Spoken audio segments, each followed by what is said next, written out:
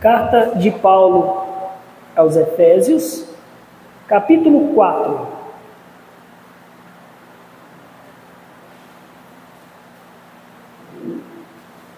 Nós vamos ler dos versículos 7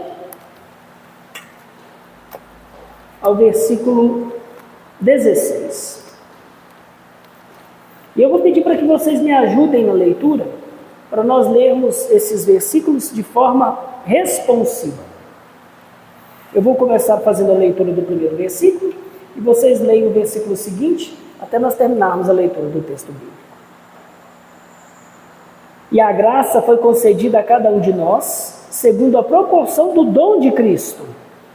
Por isso diz, quando ele subiu às alturas, levou o cativo cativeiro e concedeu dons aos homens. Ora, o que quer dizer subiu, senão que também havia descido até as regiões inferiores da terra? Aquele que desceu é também o mesmo que subiu acima de todos os céus, para encher todas as coisas. E ele mesmo concedeu uns para apóstolos, outros para profetas, outros para evangelistas e outros para pastores mestres. Com vistas ao aperfeiçoamento dos santos, para o desempenho do seu serviço, para a edificação do corpo de Cristo. Até que todos cheguemos à unidade da fé e do pleno conhecimento do Filho de Deus, à perfeita varonilidade, à medida da estatura da plenitude de Cristo. Para que não mais sejamos como meninos, agitados de um lado para o outro e levados ao redor por todo o vento de doutrina, pela artimanha dos homens, pela astúcia com que induzem ao erro.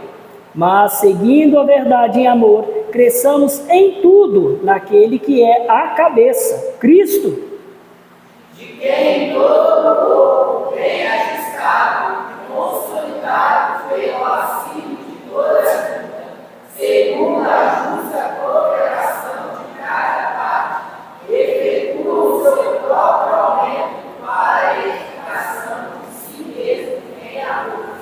Amém. Senhor, em nome de Jesus Cristo, mais uma vez nós erguemos a nossa voz a Ti e rogamos a Sua bênção.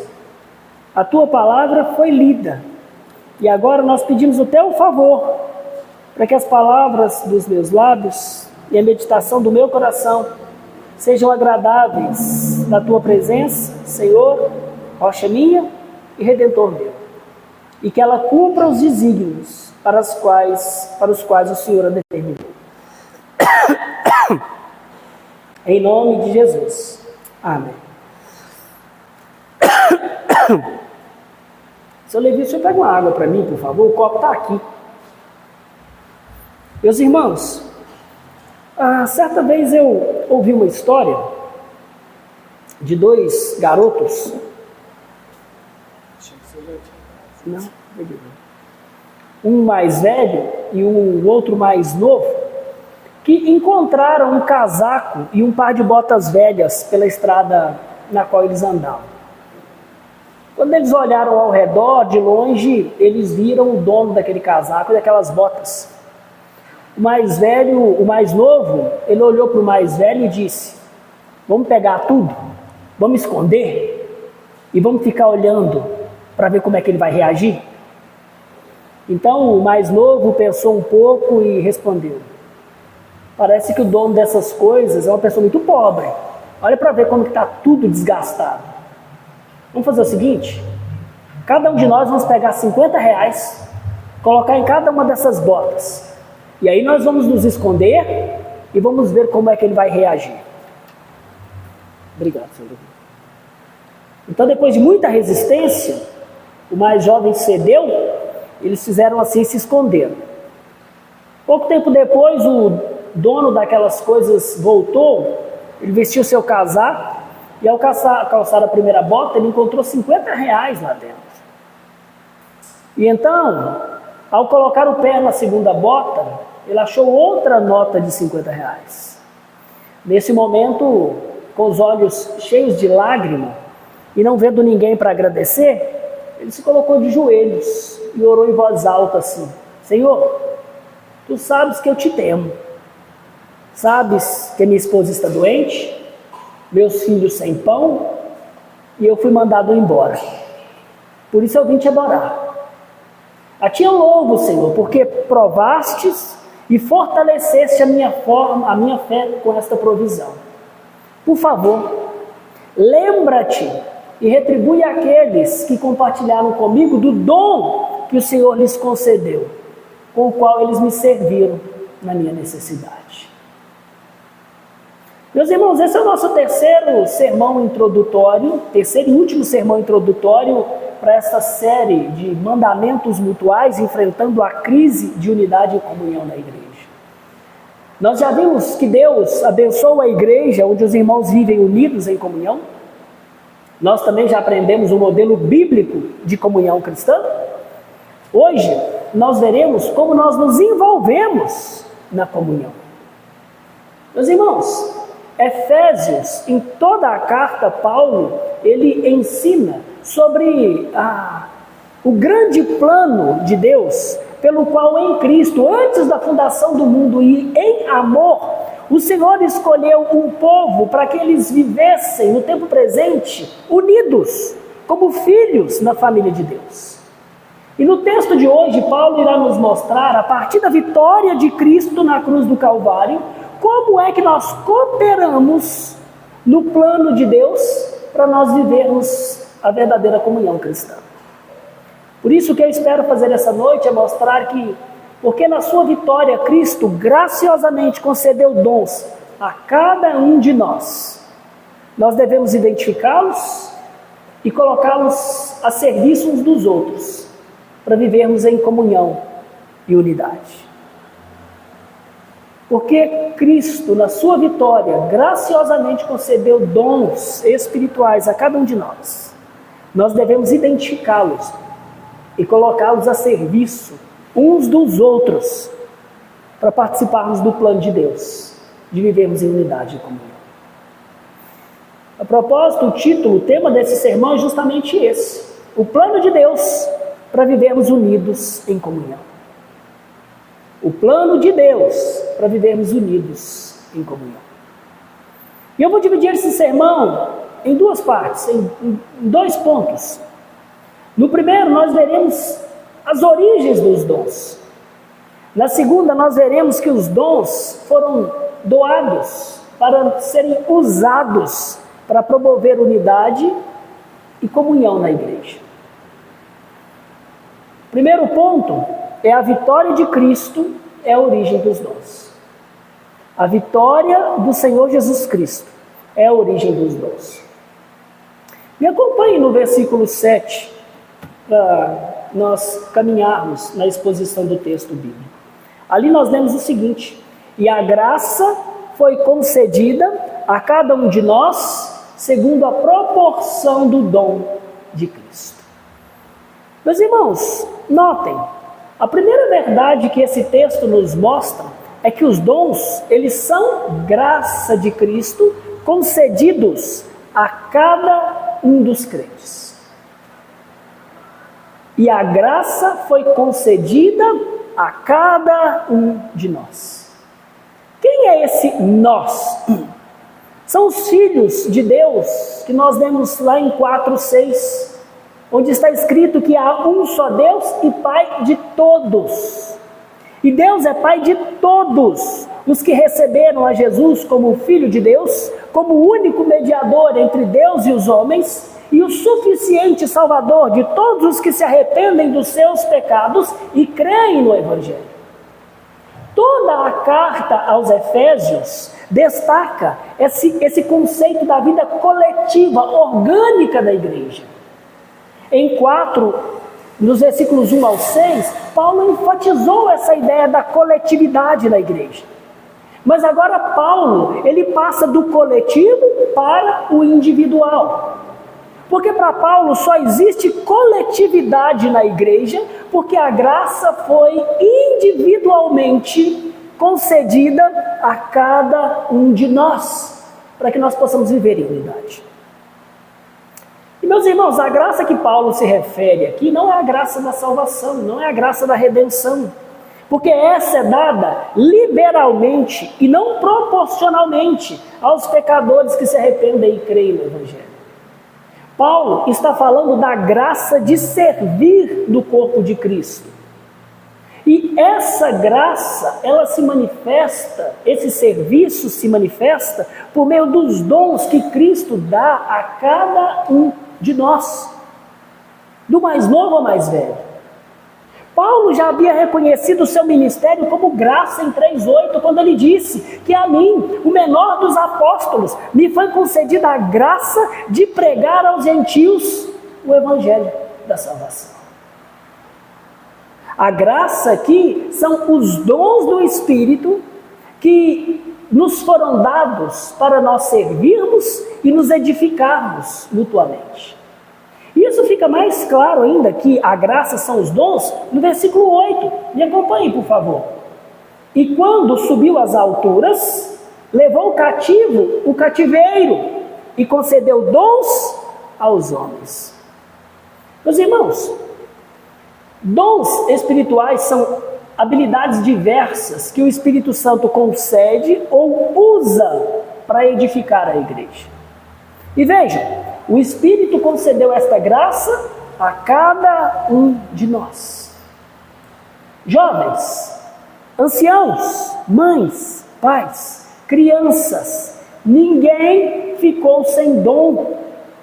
Como Paulo nos ensina em 1 Coríntios 12, 7, a manifestação do Espírito é concedida a cada um, visando um fim proveitoso. Todos têm o seu dom. Isso me faz lembrar de uma história que eu já contei para vocês aqui, de uma criança que era louca para cantar no coral da escola. E aí, num certo dia, ele saiu de casa dizendo para a mãe que tinha certeza que naquele dia ele ia ser convidado para tocar no coral, para cantar no coral. Então, no final do dia, a mãe vai buscar a criança, então, receosa, pergunta: e aí, meu filho, te convidaram para cantar no coral? E a criança responde sorridente: não, mamãe, eles me disseram que eu não tenho dom para cantar. O meu dom é de aplaudir e de encorajar os que cantam.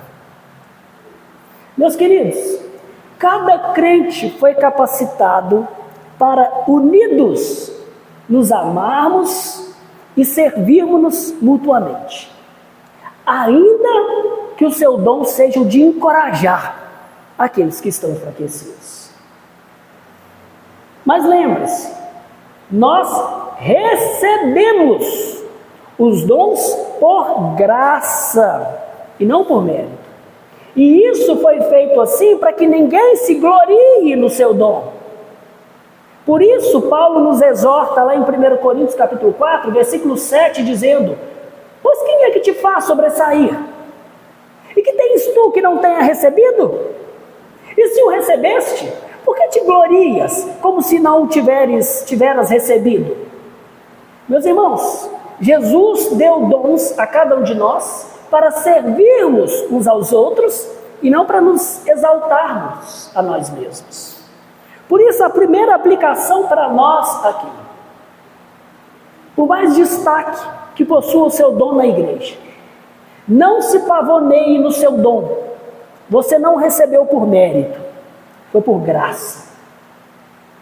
Assim como nos dias do apóstolo Paulo, hoje também há pessoas que querem proeminência na igreja por causa de determinados dons. Eu me lembro de uma jovem que certa vez, há alguns anos, me procurou aqui, dizendo que tinha um lindo dom para cantar. E por isso ela queria se tornar membro da nossa igreja. Então eu disse para ela que ela era muito bem-vinda, que ela deveria se preparar para ser recebida como membro. E à medida que a igreja reconhecesse nela tanto as evidências da verdadeira salvação, quanto dos dons para servir, seria uma alegria imensa tê-la servido conosco. 2 semanas depois eu fiquei sabendo que ela havia sido recebida como membro em uma outra igreja e que já estava cantando lá desde o primeiro dia. Meus irmãos, Algumas pessoas que não recebem oportunidades na igreja, abandonam. Cristo não nos deu dons para nós nos pavonearmos por aquilo que nós recebemos sem merecer. Não. Árvores não produzem frutos para si mesmas, mas para outros. Assim, para vivermos a unidade conforme o plano que Deus estabeleceu, nós devemos estar em comunhão uns com os outros, colocando os nossos dons, as nossas habilidades, a nossa vida a serviço uns dos outros, para crescermos e amadurecermos a semelhança de Cristo. Primeiro, Paulo nos disse que os dons foram dados individualmente a cada crente para o serviço do irmão na coletividade do corpo. Na sequência, Paulo nos explica que os dons espirituais, eles procedem da vitória de Cristo. Versículo 8, quando ele vai dizer, por isso, diz, quando subiu às alturas, levou o cativo o cativeiro e concedeu dons aos homens. Aqui Paulo está citando um texto da nossa liturgia, o Salmo 68. O Salmo 68, que é um salmo messiânico, ele originalmente se refere a Yahvé, o libertador de Israel, que é louvado pela vitória que ele concedeu ao seu povo. Quando Deus, por exemplo, libertou Israel do Egito, ele fez com que o seu povo saísse dali com muitos despojos e presentes materiais. Nos dias de Paulo, quando um general romano voltava para sua cidade após uma vitória militar, ele trazia cativos e distribuía parte dos despojos que haviam sido conquistados em batalha ao povo que acompanhava o cortejo. Aqui em Efésios, Paulo está adaptando o Salmo para poder tratar da vitória de Cristo em favor da igreja. Tanto no Salmo, meus irmãos, quanto em Efésios, o cativeiro dos inimigos de Deus, ou o cativeiro eram os inimigos de Deus. E no Novo Testamento, e especificamente em Efésios, o inimigo do povo de Deus, que foi vencido e aprisionado por Jesus Cristo, é Satanás e a morte. Quando Paulo diz que ele subiu às alturas, ele está se referindo à ressurreição e à assunção gloriosa do Senhor Jesus.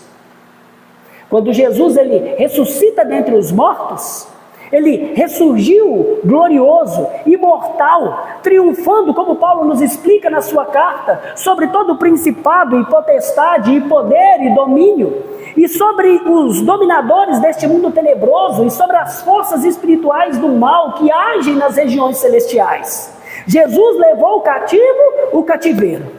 Quando o nosso Redentor, ele sobe aos céus, ele arrasta pelos ares o diabo e a morte como troféus da sua vitória, enquanto ele distribui dons, presentes espirituais ao seu povo. Jesus levou cativo o cativeiro e concedeu dons ao seu povo.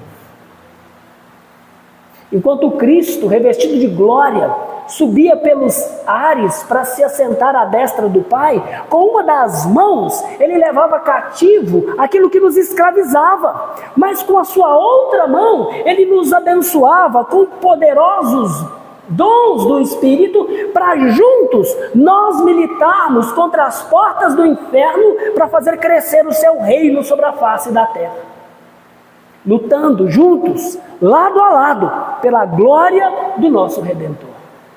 Ao subir aos céus, Jesus concedeu dons a cada um de nós.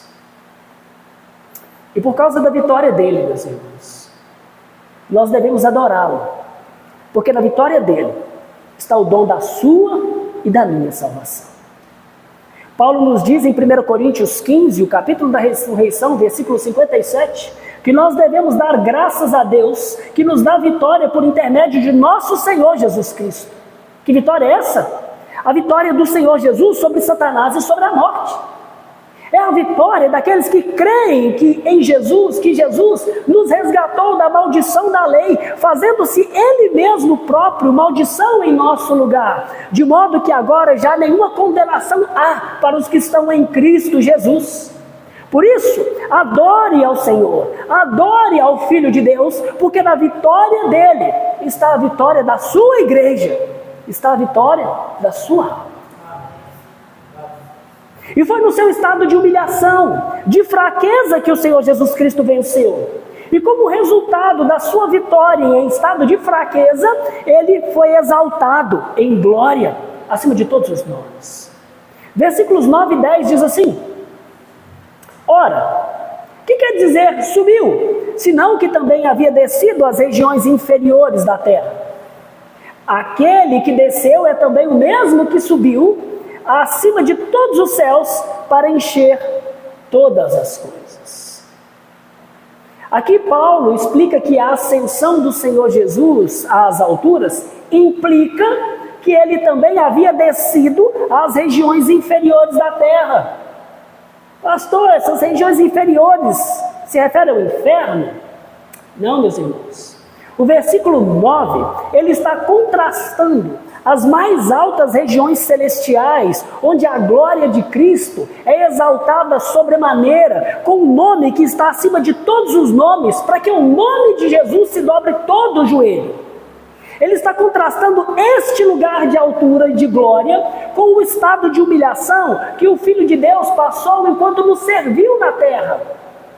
Portanto, ao descer às regiões inferiores da terra, isso não significa que Cristo desceu ao inferno, mas refere-se ao seu estado de humilhação encarnado, quando ele habitou no meio de nós, região muito inferior àquela de onde ele veio. Então, assim, Cristo ele recebe toda a autoridade para encher todas as coisas com a sua presença, seja nos céus, seja na terra. É por isso que Abraham Kuyper, teólogo holandês, ele estava certíssimo quando ele disse que não há 1 centímetro quadrado em toda a criação sobre o qual Cristo não possa dizer: é meu. Tudo nos céus e na terra ele conquistou com o seu poder.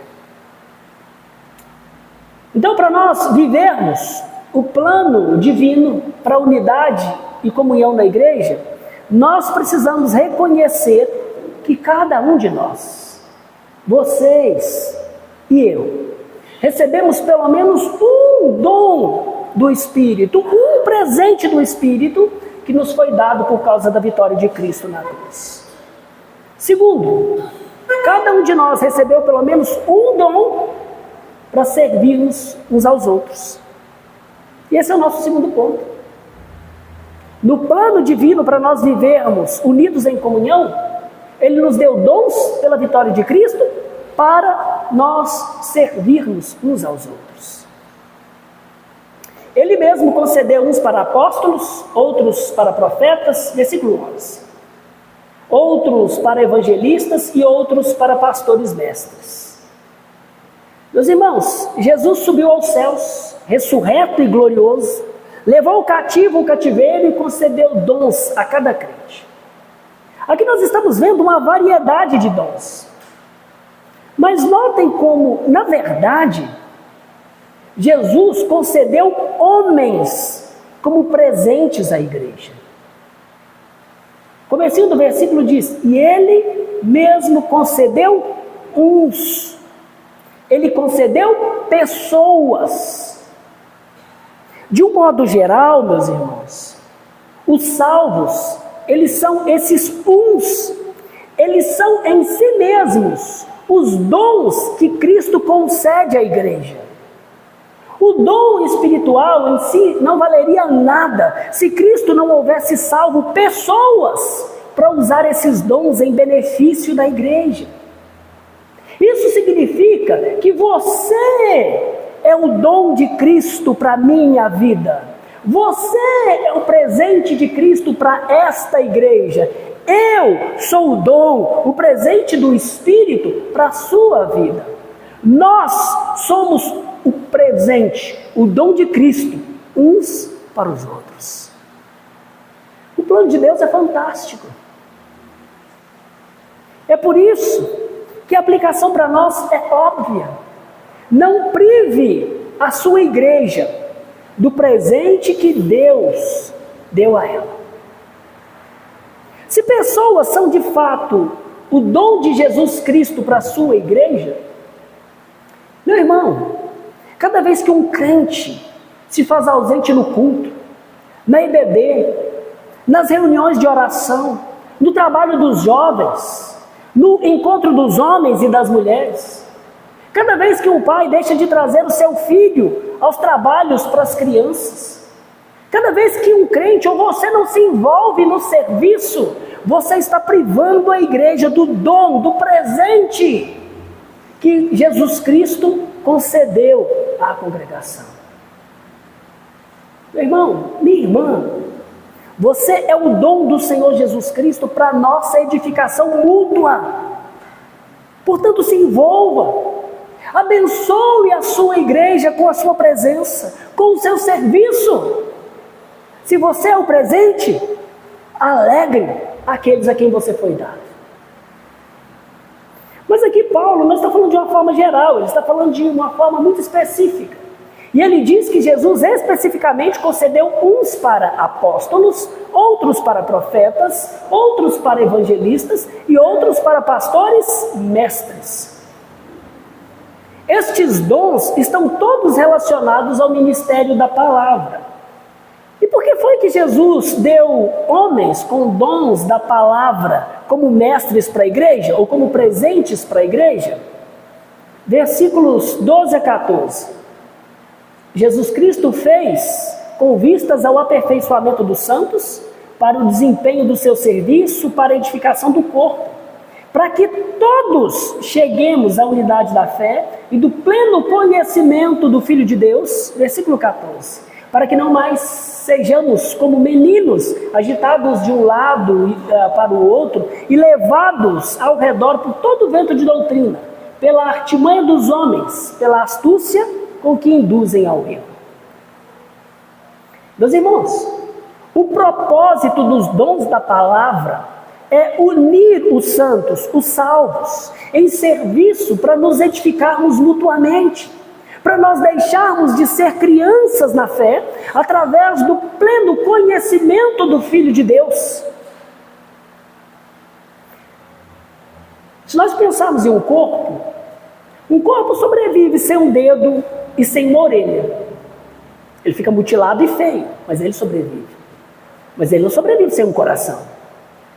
Da mesma maneira, quando nós pensamos na igreja como o corpo de Cristo, uma igreja ela pode sobreviver sem os dons de cura ou de línguas e ainda assim ser saudável.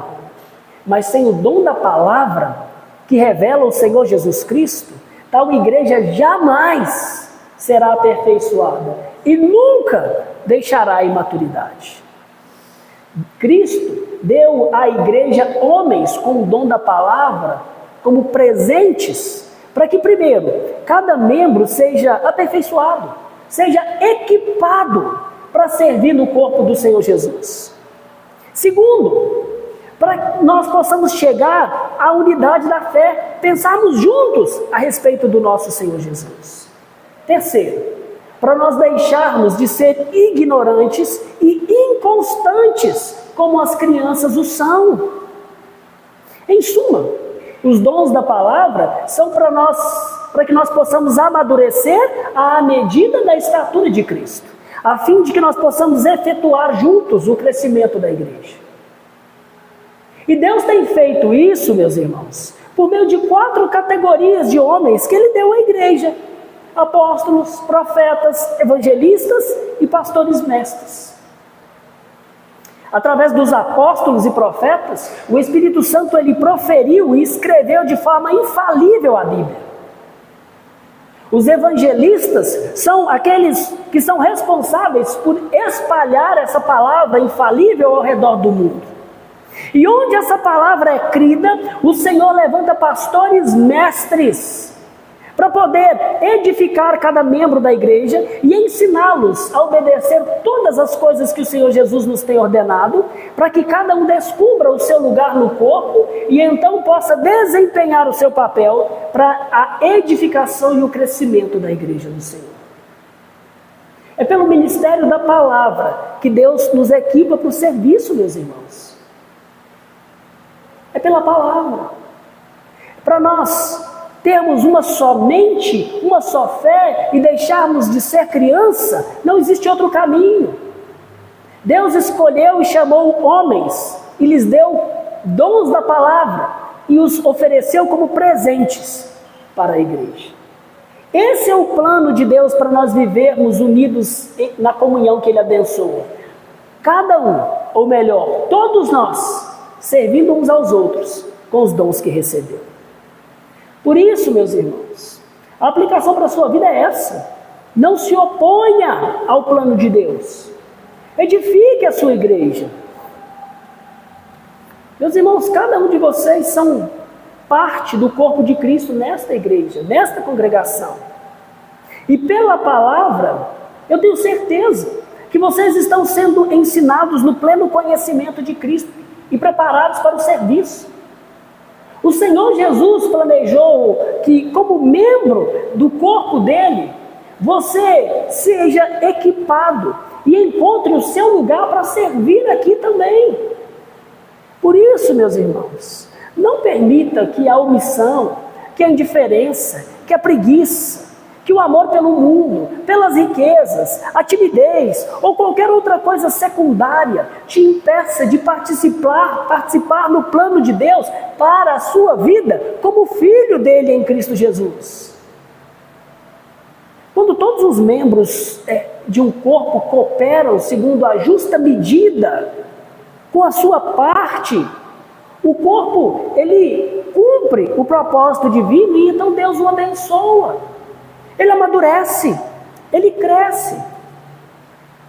Por isso, meus irmãos, como vosso pastor, eu suplico, se envolva, se doe, se relacione, se sacrifique pela igreja, para que nós possamos juntos edificarmos uns aos outros, adornarmos a noiva do Senhor Jesus Cristo, a igreja presbiteriana em Congonhas. Além disso, torne-se um adulto espiritual. Não seja mais uma criança na fé.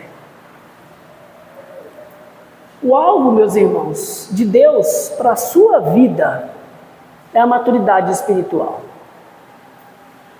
Paulo, em 1 Coríntios capítulo 13, versículo 11, ele diz: quando eu era menino, falava como menino, sentia como menino, pensava como menino. Quando cheguei a ser homem, desisti das coisas de menino. Desisti das coisas próprias de menino.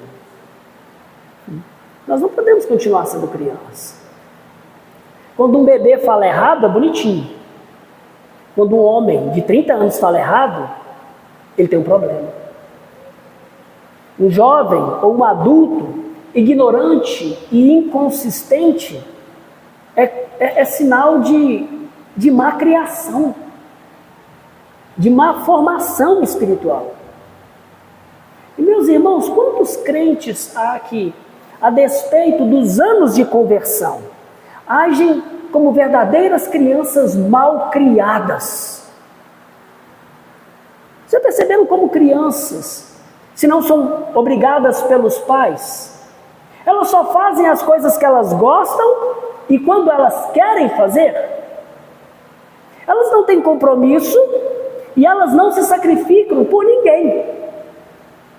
Infelizmente, meus irmãos, pastoralmente falando e com dor no coração, eu tenho motivos para pensar que alguns de vocês, no tocante à unidade, no tocante ao serviço, têm pouco ou nenhum compromisso com a igreja de Cristo. Exatamente como uma criança imatura. Uns se atrasam para o culto, outros dormem no domingo de manhã ao invés de estarem na escola bíblica dominical. Uns assistem futebol e jogam videogame na quarta-feira ao invés de vir orar com os santos. Outros se emburram com as repreensões e não se reconciliam. Meus irmãos, nós fomos salvos para ouvir e seguir a voz de Jesus. E Ele ordena que nós vivamos unidos em profunda comunhão de amor. É por isso que em João 17:23, Ele orou ao Pai para que nós nos aperfeiçoemos na unidade, para que o mundo conheça que Tu, ó Pai, me enviaste e os amaste. Meus irmãos, é uma poderosa e servil unidade pactual na igreja, que testemunha ao mundo que o Pai nos enviou Jesus Cristo por amor de nós, a sua igreja, os seus eleitos. É por isso que nós que estamos unidos a Cristo pela fé, devemos deixar a inconsistência, o egoísmo e a ignorância típico dos meninos, para que nós comecemos a servir uns aos outros com amor pactual, com responsabilidade e compromisso, o que caracteriza aqueles que se tornaram adultos na fé. Mas pastor, como é que a gente pode fazer isso? É bom você perguntar, porque o Senhor Jesus Cristo nos responde a partir do versículo 15. Primeiro Ele nos diz que para deixarmos de ser meninos, os santos devem seguir a verdade em amor. A verdade que é ensinada na igreja, pelos homens que Ele deu à igreja. Versículo 15. Mas seguindo a verdade em amor, cresçamos em tudo naquele que é a cabeça, Cristo. Aqui a palavra seguindo é a tradução grega do verbo aletevo, que significa falar ou viver segundo a verdade.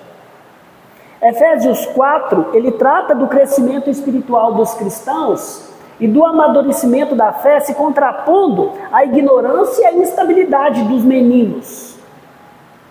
Então aqui o apóstolo Paulo, ele não está apenas dizendo que os crentes devem falar a verdade. Os crentes devem viver, seguir a verdade em amor. E para o apóstolo Paulo, os santos, ou seja, os salvos, eles são aperfeiçoados para o desempenho do seu serviço, para o amadurecimento na fé, quando eles deixam as suas opiniões infantis que não se sustentam mais pela palavra de Deus. Quando eles abandonam a instabilidade e a passividade que caracteriza a infância espiritual. Quando eles começam a seguir em amor a verdade que é ensinada na igreja pelos homens que Deus deu como presentes para a igreja. Meus irmãos, muitas pessoas, muito mais do que eu gostaria, permanecem crianças na fé simplesmente porque elas se recusam a se submeter em amor aos pastores mestres que ensinam a verdade na igreja. Irmãos, homens que ensinam a verdade, eles devem ser ouvidos, cridos e seguidos. É isso que Deus ordena aos santos, aos seus filhos, em Hebreus 13:17. Quando Ele diz, obedecei a vossos guias e sede submissos para com eles, para que façam isso com alegria e não gemendo. Assim, nós estaremos participando do plano divino para a unidade na igreja do Senhor. Somente assim, meus queridos, nós estaremos amadurecendo espiritualmente. Final do versículo 15, em tudo, naquele que é a cabeça, Cristo. Para nós servirmos uns aos outros com os nossos dons, nós devemos seguir a verdade em amor. Segundo, Deus demanda a cooperação de todos os santos. Nós já vimos que Deus quer que nós cresçamos, que nós amadureçamos espiritualmente. E Ele quer que nós façamos isso em tudo, em todos os aspectos, naquele que é a cabeça, Cristo. Versículo 16. De quem todo o corpo bem ajustado e consolidado pelo auxílio de toda a junta, segundo a justa cooperação de cada parte, efetua o seu próprio aumento para a edificação de si mesmo em amor. No plano de Deus, para nós vivermos unidos em comunhão cristã, ele demanda que cada um de nós, que cada um de vocês, coopere com o dom que recebeu do Senhor Jesus para efetuar, como um ato de amor, a edificação espiritual e o crescimento numérico da igreja dele. Esse é o plano de Deus para a nossa comunhão e unidade. Isso implica, meus irmãos, que cada um de vocês, membros deste corpo, são importantes no plano de Deus. Cada um de vocês tem o seu lugar especialmente escolhido pelo Senhor Jesus Cristo neste corpo e um ofício para ser realizado. Eu acredito sim que pela instrumentalidade da minha vida, cada um de vocês tem sido aperfeiçoados no pleno conhecimento do Senhor Jesus Cristo, para que vocês sejam equipados pelo ministério da palavra para o desempenho do seu serviço para a edificação e crescimento desta igreja. Se é assim, meus irmãos, coopere com a sua parte no plano de Deus.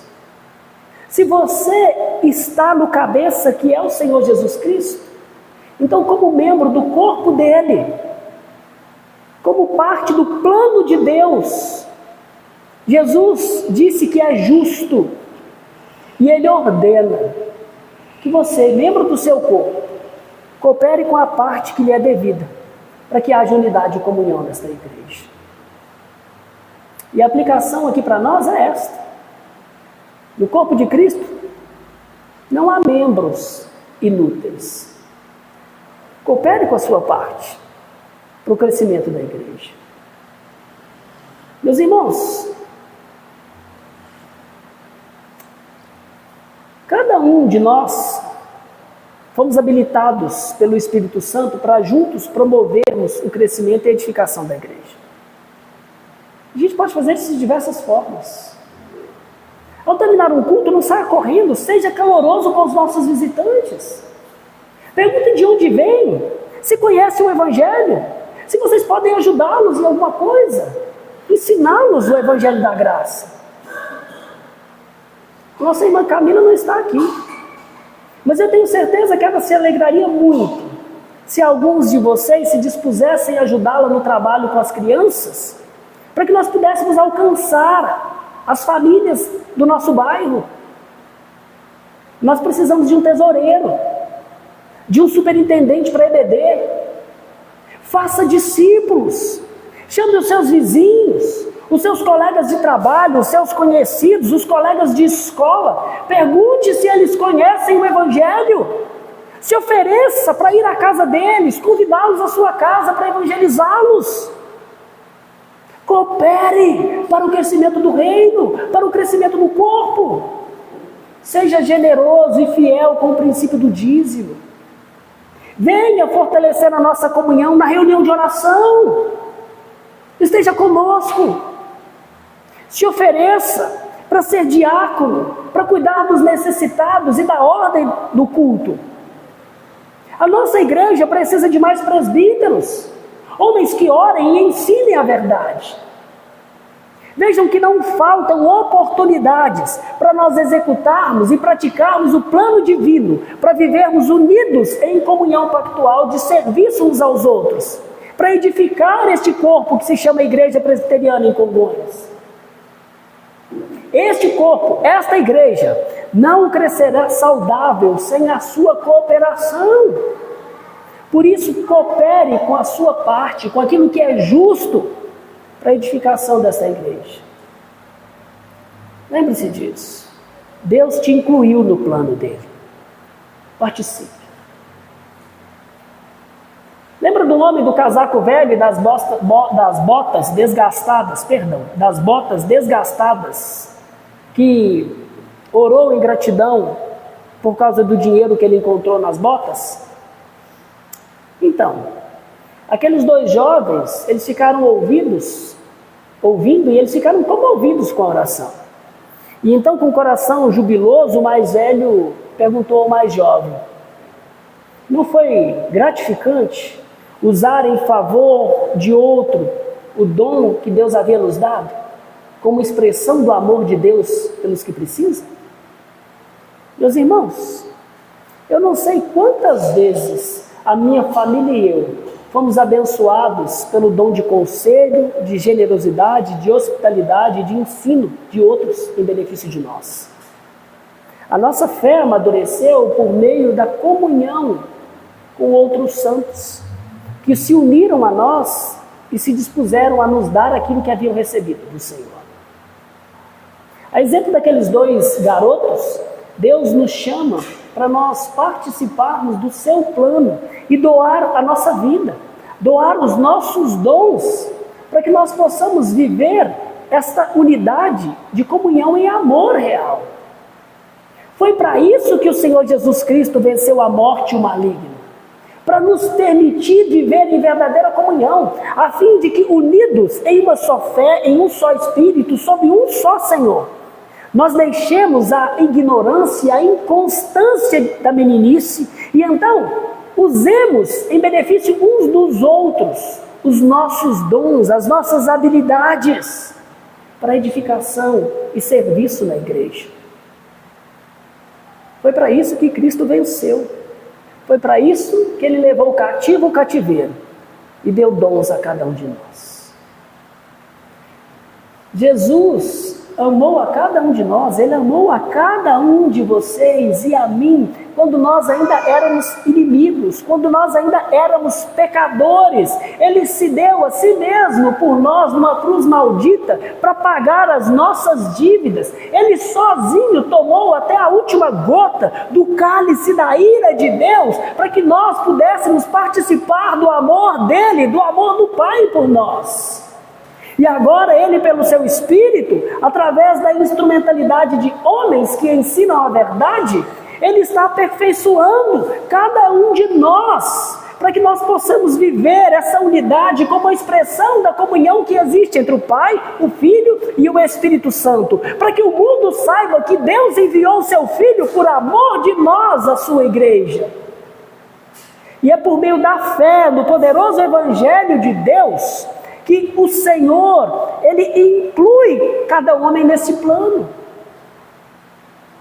para que no presente nós possamos testemunhar que nós somos discípulos do Senhor Jesus Cristo, e no porvir, na gloriosa manifestação de Jesus, nós possamos receber louvor, glória e honra, que estão reservados para cada um de nós, que se envolve segundo a justa cooperação de cada parte no plano de Deus, para que nós vivamos unidos em comunhão de serviço e amor.